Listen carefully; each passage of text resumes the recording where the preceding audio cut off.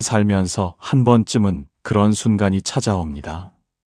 분명 소중했던 사람인데 어느 날 그 인연이 멀어지기 시작합니다. 연락이 뜸해지고 마음이 달라지고 결국 떠나려 합니다. 붙잡으려 했던 적도 있었을 것입니다. 조용히 보낸 적도 있었을 것입니다. 부처님은 말씀하셨습니다. 인연은 억지로 맺을 수 없고 억지로 끊을 수도 없다.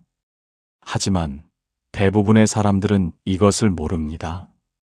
떠나는 인연을 어떻게 보내야 하는지, 그 마음을 어디에 두어야 하는지, 그리고 인연을 바르게 보내는 것이 왜 복이 되는지를 오늘 이 시간 부처님의 가르침을 통해 여러분은 알게 될 것입니다.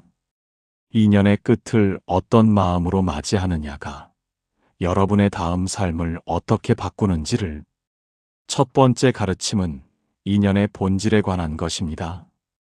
우리가 인연을 붙잡으려 할 때 사실 우리는 자연의 이치를 거스르고 있습니다. 모든 인연에는 맺히는 때가 있고 끝나는 때가 있다는 것, 부처님은 이것을 꽃 한 송이로 가르쳐 주셨습니다. 어느 봄날이었습니다. 부처님께서 제자들과 함께 숲길을 걷고 계셨습니다. 길가에 막 피어난 꽃나무가 있었습니다. 꽃이 활짝 피어 있었고 그 향기가 바람을 타고 멀리까지 퍼졌습니다.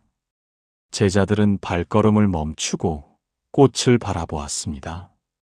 그런데 그중 한 젊은 수행자가 꽃잎 하나를 손바닥에 올려놓더니 조심스럽게 말했습니다. 이 꽃이 지지 않았으면 좋겠습니다. 이토록 아름다운데 왜 져야 합니까? 부처님께서 조용히 그 수행자 곁으로 다가오셨습니다. 그리고 나무를 한참 바라보시다가 물으셨습니다. 그대는 이 꽃이 지는 것을 막으려 하느냐? 수행자는 고개를 끄덕였습니다. 막을 수만 있다면 막고 싶습니다. 부처님은 부드럽게 웃으시며 말씀하셨습니다. 꽃이 피어나는 것은 봄이 불렀기 때문이다. 꽃이 지는 것은 여름이 왔기 때문이다. 그대가 아무리 막으려 해도 여름은 반드시 온다. 수행자는 아무 말도 하지 못했습니다. 부처님은 계속 말씀하셨습니다. 인연도 마찬가지이니라. 사람이 만나는 것은 인과의 때가 무르익었기 때문이요. 사람이 헤어지는 것은 그 때가 다했기 때문이다. 억지로 붙잡는 것은 꽃을 막으려 하는 것과 같다. 꽃은 손에 쥐는 순간 이미 지기 시작한다. 잠시 이 말씀을 마음에 담아 보십시오. 살면서 한 번쯤은 그런 마음을 품어 보셨을 것입니다. 연락이 뜸해진 친구에게 먼저 손을 내밀고 마음이 달라진 가족을 다시 돌아오게 하려 하고 멀어져가는 이를 잡아두려 마음을 썼던 그 순간들이, 그 마음은 틀리지 않습니다. 소중한 사람을 잃고 싶지 않은 것은 인간의 자연스러운 마음입니다. 하지만 부처님은 말씀하셨습니다. 인연에는 때가 있다고. 봄이 가고 여름이 오듯 만남이 있으면 헤어짐이 있습니다. 그것이 자연의 이치이고 삶의 이치입니다. 억지로 붙잡으려 할 때 꽃이 손에 쥐는 순간 지기 시작하듯 인연도 그 순간부터 멍이 들기 시작합니다. 우선 이것부터 받아들여야 합니다.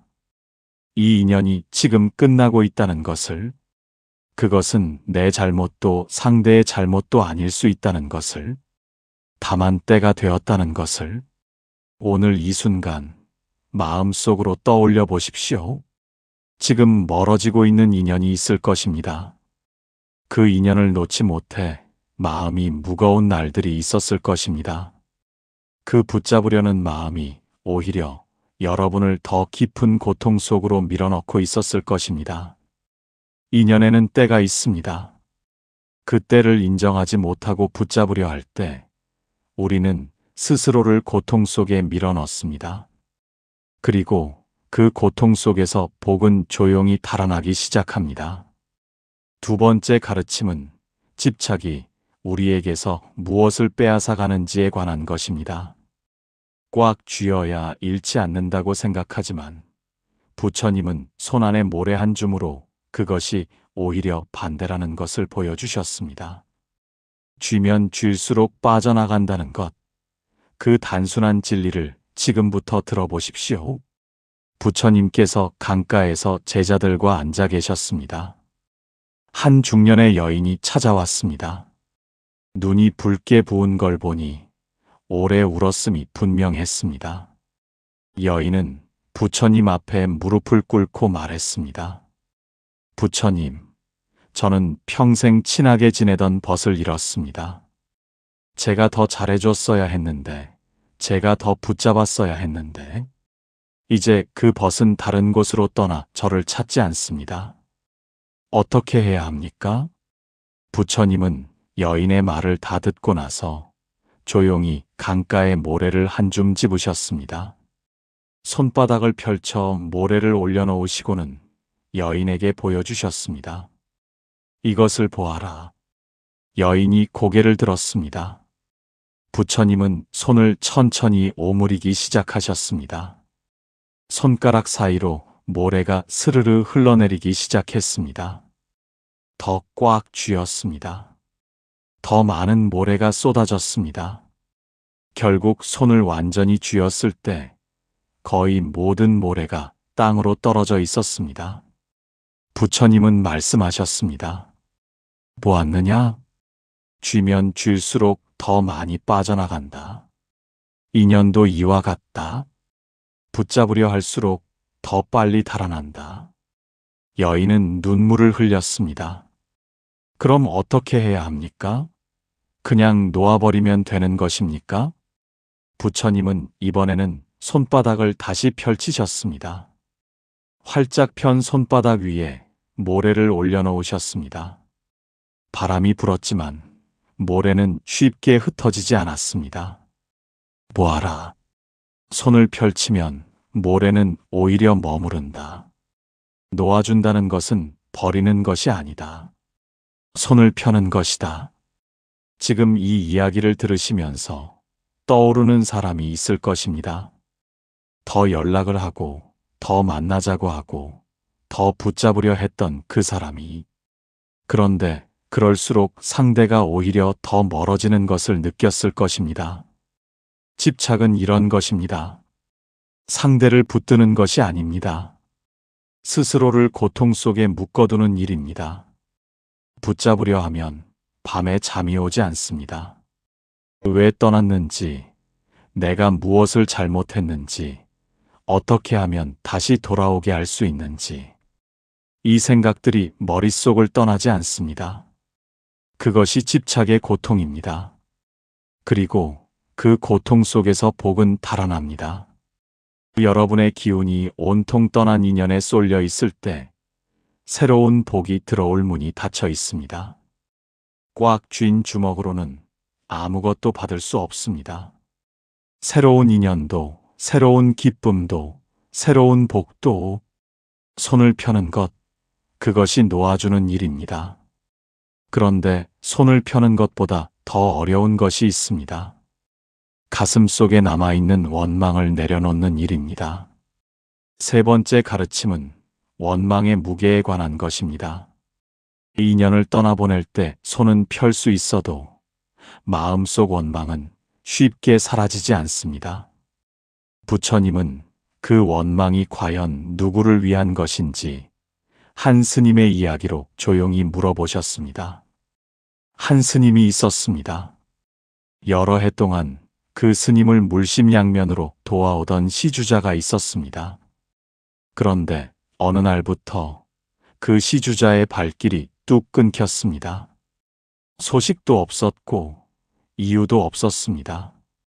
스님은 처음에는 기다렸습니다. 다음에는 섭섭해했습니다. 그리고 나중에는 원망이 쌓이기 시작했습니다. 내가 그동안 얼마나 감사히 여겼는데, 내가 그동안 얼마나 그를 위해 기도해 드렸는데, 이렇게 소식 하나 없이 떠날 수가 있는가? 스님은 결국 부처님을 찾아갔습니다. 부처님, 저를 도와주던 시주자가 아무 말 없이 떠났습니다. 그 마음을 이해할 수가 없고 원망이 사라지지 않습니다.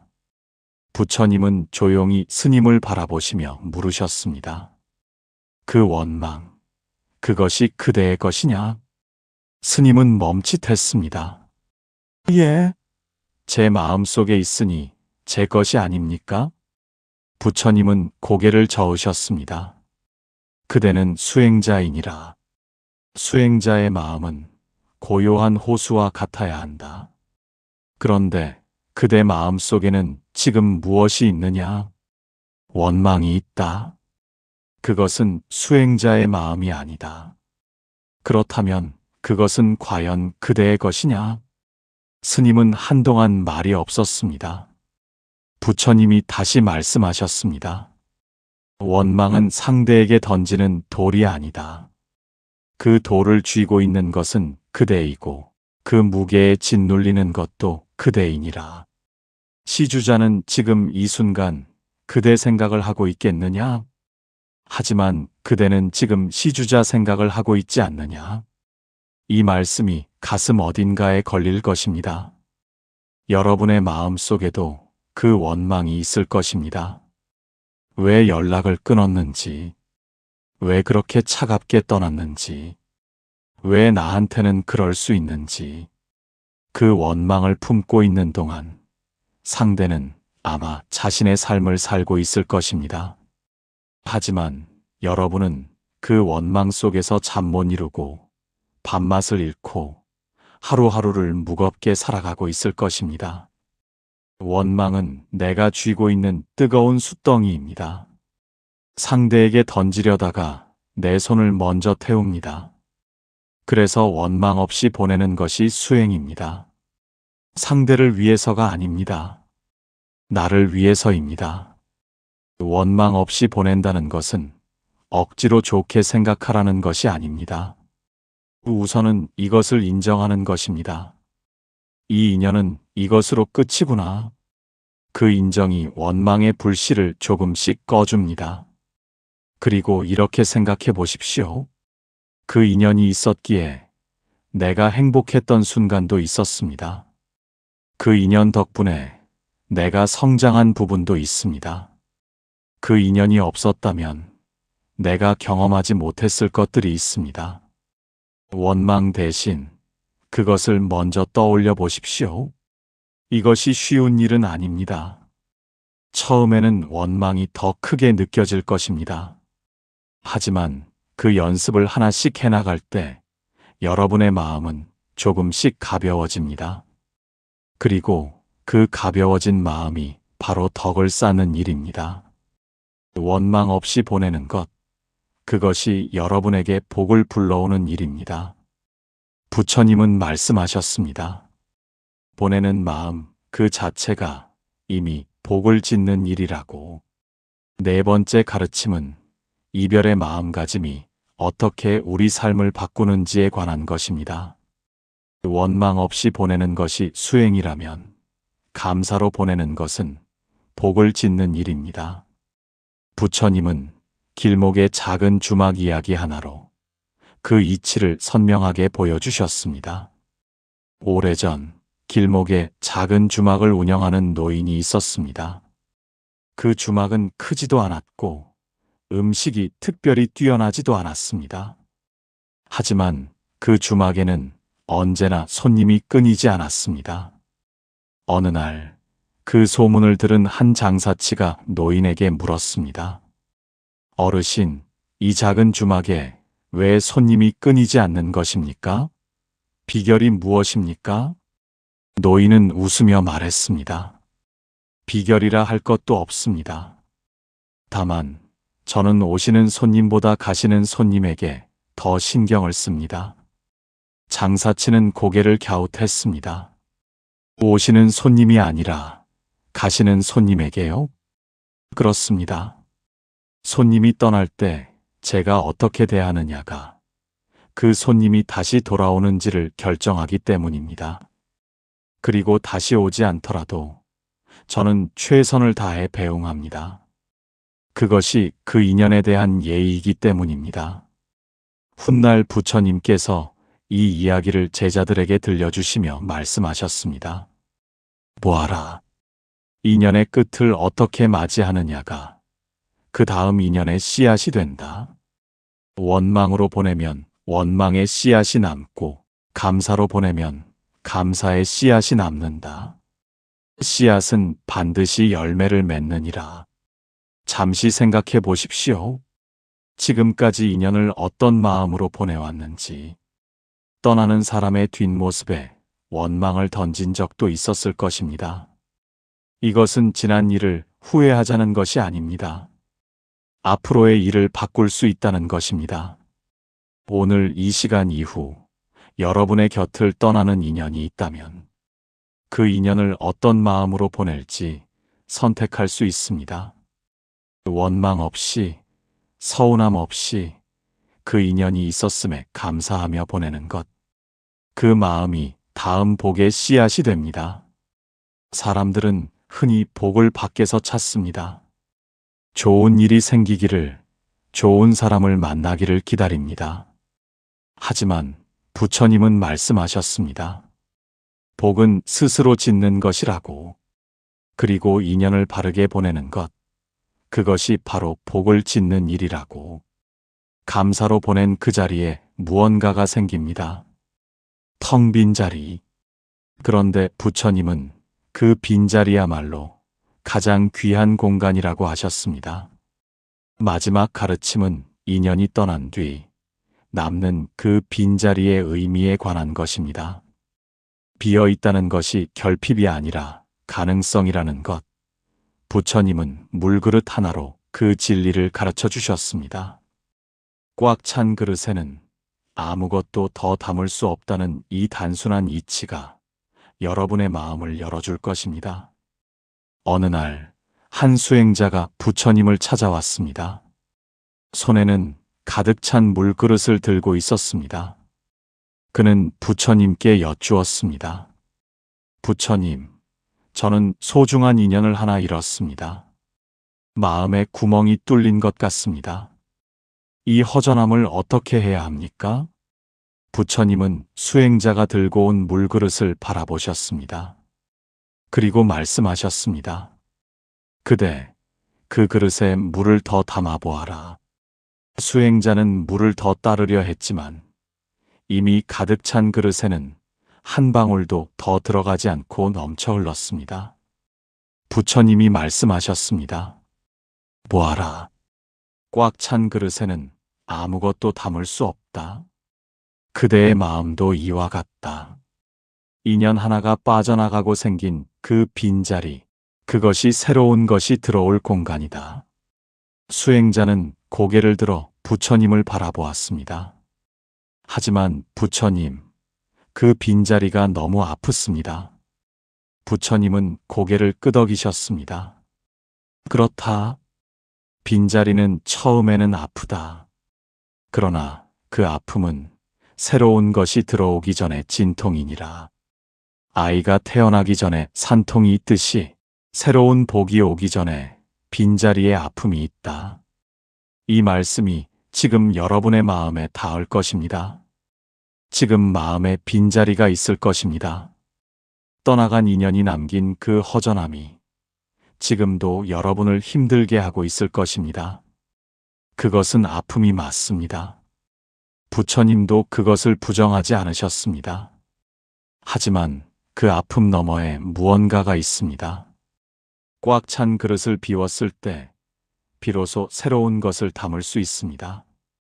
인연이 하나 떠난 자리에 더 좋은 인연이 들어올 공간이 생깁니다. 여러분의 기운이 온통 떠난 인연에만 쏠려 있다면 새로운 인연을 알아볼 눈이 없습니다. 하지만 그 인연을 놓아주고 빈자리를 온전히 받아들이면 눈이 열립니다.